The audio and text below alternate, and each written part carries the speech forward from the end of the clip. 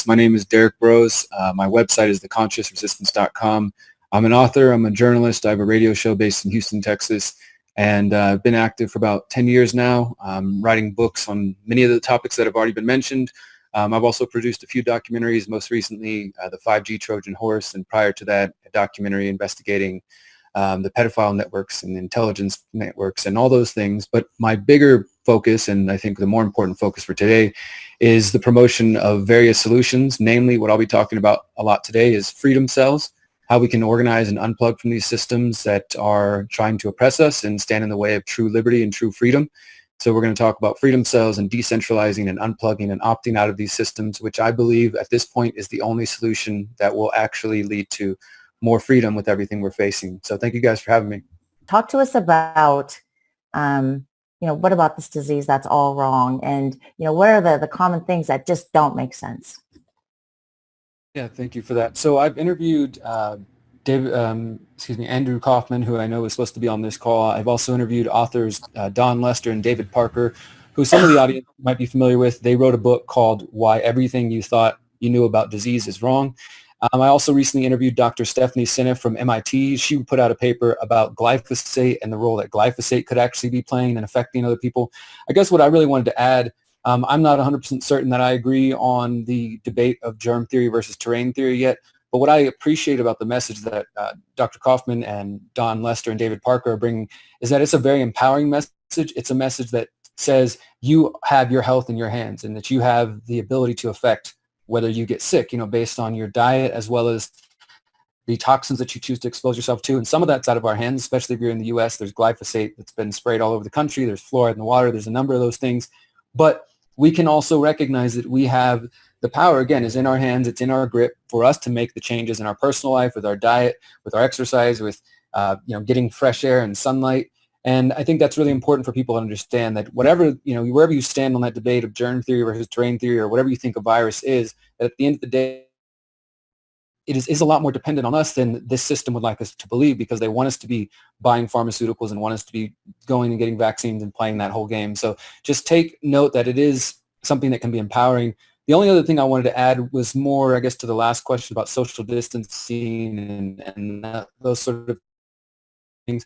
I'm in Mexico. I've been here for the last 6 weeks, and it's a very different environment, at least where I am in Mexico. You're starting to see people wearing masks, and some stores are starting to require them. But for the most part, we go out every day. We go biking. We go out into the sunlight. We go on hikes. People are going about their lives. It's very different than what we've seen in the United States and the UK and some other places. But the thought I want to put into everybody's head when it comes to masks is, for me, when I went to the grocery store yesterday to go to the market to buy some food, they said, oh, well, now we're requiring masks. And I turned right around and I left, because I personally am not willing to wear a mask to go to the grocery store that I want to visit. I would rather shop elsewhere. And that's just me. Everybody can make their own voluntary choice. But what I want you to think about and ask yourself is, how far away is the pressure or the decision to wear a mask because it's convenient, or because you need to go to work, or you need to go grocery, or you need to travel? How far away is that from asking you to carry an immunity passport? Or how far away is that from asking you to take a mandatory vaccine? I think we need to start pushing back in whatever way you feel comfortable, even if that means, I'll patronize another store that's not going to require me to wear a mask, or I'm going to, just whatever choices you make. Just think about if they can get us to submit to wearing masks and staying away from each other and locking ourselves down and being afraid. Not only is that going to harm your immune system, but how much harder they're going to have to push to get you to accept an immunity passport when they tell you can't travel without it or you can't work without it. So please start thinking about those questions, because they're becoming very, very irrelevant to our lives right now. The next question, the beginning of our Q&A for scenario B, to conscious resistance. What do you think that people can do to prepare themselves for actions that they could take in the 6 months after the initial action, as far as possibly vaccines and implementing new technology, a new 5G technology infrastructure in local areas? Yeah, so thank you for calling me. It's Derek Broze of the Conscious Resistance. As far as 5G, and the video was touching on vaccines, it was talking about biometrics, and this is what I call the technocratic state. Some people refer to it as a technocracy. And we just have to face the reality, again, without fear, but just awareness. Fear doesn't when you're educated, you understand what's going on. But the reality is, I mean, I'm looking at a headline announced 2 moments ago. New York City announcing contact tracing program will be the example for the rest of the country. They're talking about monitoring people with their smartphones and the push for digital certificates. And of course, people like Bill Gates pushing vaccines, and yes, 5G rolling out even quicker than it had been prior during this whole crisis. So those are very real things that we have to contend with. And, there are steps that we can talk about as far as protecting our health and those sort of things. But I guess what I would focus on for the moment in relation to 5G and really in relation to any of the problems that we're going to cover today is what I call freedom cells. And freedom cells is just small decentralized groups of 7 to 8 to 9 people who come together to share skills, to share ideas, to share resources. And the goal being that, say I start one in Houston, we have a East Houston cell, and we start growing our own food. We start learning about how to take care of our health and educate ourselves and do all kinds of, important, empowering activities. And at the same time, we connect to, say, the North Houston Freedom Cell. We connect to the West Houston Freedom Cell. And then on a larger level, we connect to the Florida Freedom Cell, the Italian Freedom Cell, and we start building a decentralized network for us to share, again, ideas, resources, skills, and to compete directly with these systems. I do not believe that there's going to be any president or any way to vote ourselves out of this situation or to wait on a savior or to sign petitions or do any of those things. We're much past the potential for any of those to actually work. Not to say don't take steps, don't spread the word, do what you have to do.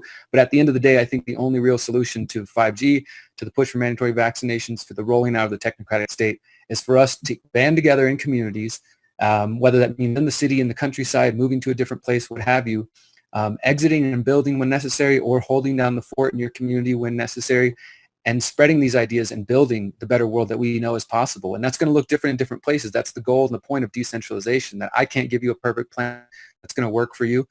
And it'll look different to people here on this panel and the people listening, that if we economic banking system, their education system, their governing system, their healthcare system, their food production system, all of these systems that we can see now are extremely weak and extremely unsustainable, then we can have hope and have empowerment to build the next world. But if we stay here and we keep waiting for the answers to be provided for us, if we stay waiting for a leader, whether that's in government or in the activist movement, I think we're going to be sorely disappointed. Thank you. Thank you. Thank you. Actually, excellent suggestion. First, I do want to address, Yasmin and others have definitely made some good points about us not getting sucked into fear and recognizing the power that we have and, the power that we can put out there, as well as Matt talked about that. And I just want to direct everybody to my shirt. It says, "You are powerful, you are beautiful, you are free." This is a positive affirmation that I use and I end every one of my videos with.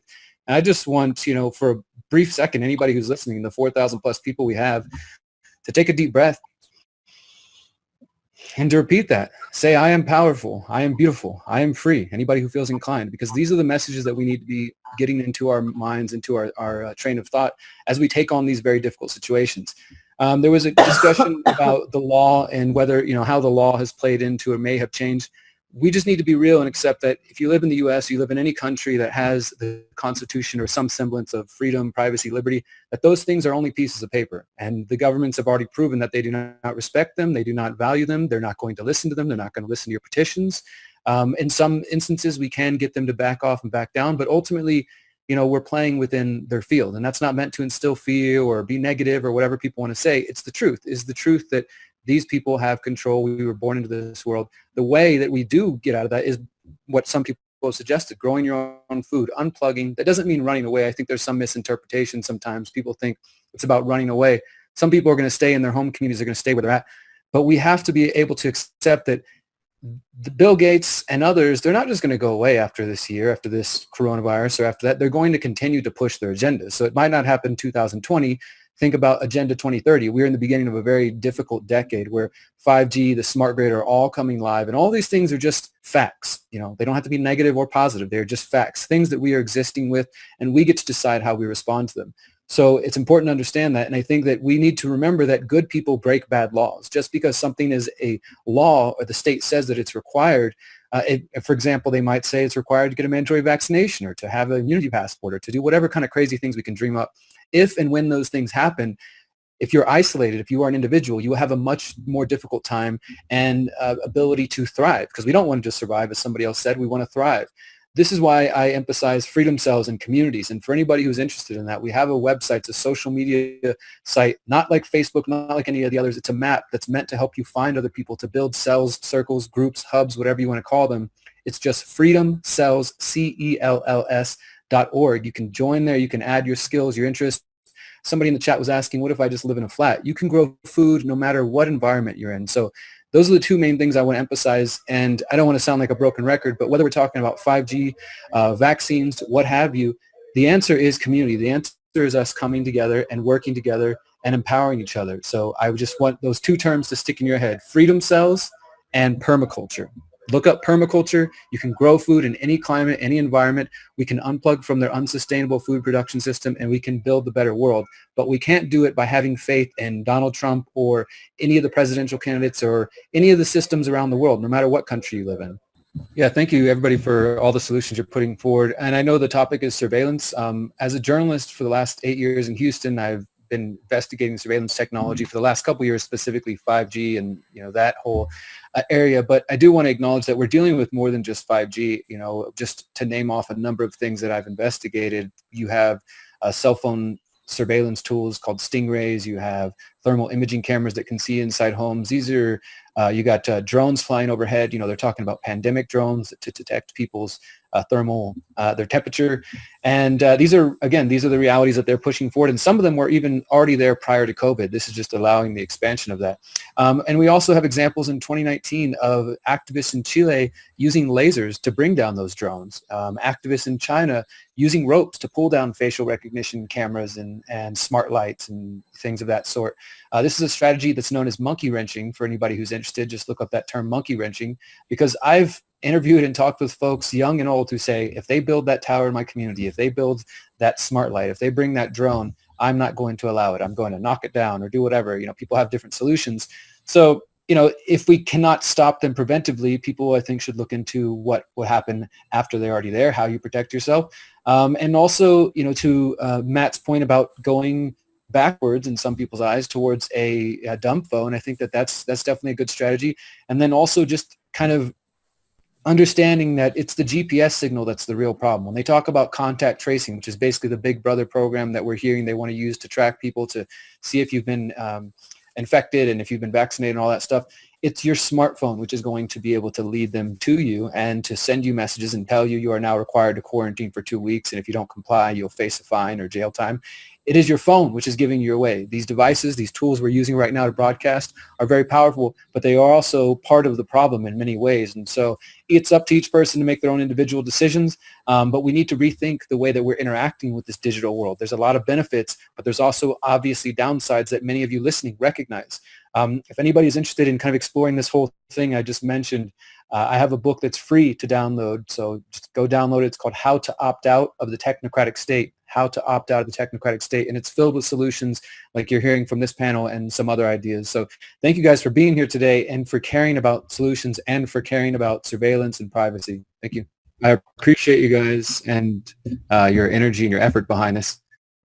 I guess what I wanted to say as far as 5G goes is just that there is a lot of confusion about 5G, and I'm not going to try to get into all that, but I just want to recommend anybody who wants to watch a free documentary I put out 2 months ago called The 5G Trojan Horse, and I think it's the most factual-based information available. There's a lot of misinformation flying around 5G. There's a lot of misinformation in general, and I want to kind of reflect on why we're here. This is called Event 202. During the event that was called Event 201, funded by all the people that we know about, they talked about something they called the flood strategy, where they were going to flood the internet with authoritative sources, the CDC, the WHO, et cetera, and they were going to take down channels. They discussed potentially arresting people, but they also talked about the flood and flooding people with that information. I think we're not only being flooded with credible sources from the government and others, but they're flooding us with lots of bad information right now. That's why there's a lot of people confused about what's going on and this theory and that theory.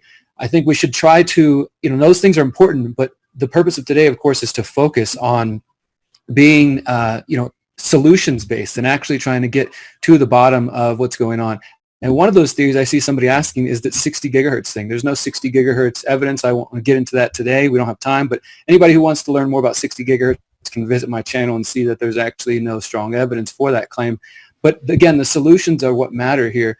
I wish I could stay the whole time, but if anybody wants to learn more about freedom cells or how to opt out of the technocratic state, you can contact me. I'm publicly available, and I love to work with anybody. I'm actually down here in Mexico building what we're calling the Underground Railroad, a network of safe houses and safe communities for people who might not feel safe in their area if they want to leave, and for the people who can't or don't want to and want to stay in their own communities and stay in their own towns. You need to build locally, do the local activism Matt was talking about and others have talked about. We need to come together as individuals, empowered individuals, but as a stronger collective as well, because I don't really see any way forward, even with the best intentions and the best manifestations and the best power of our meditation. It's still going to take all of us together as opposed to us as individuals. So thank you guys for letting me share a little today, and I'm sorry if I was long-winded. No, thank you so much. Thank you, Eric. Thank you for everything.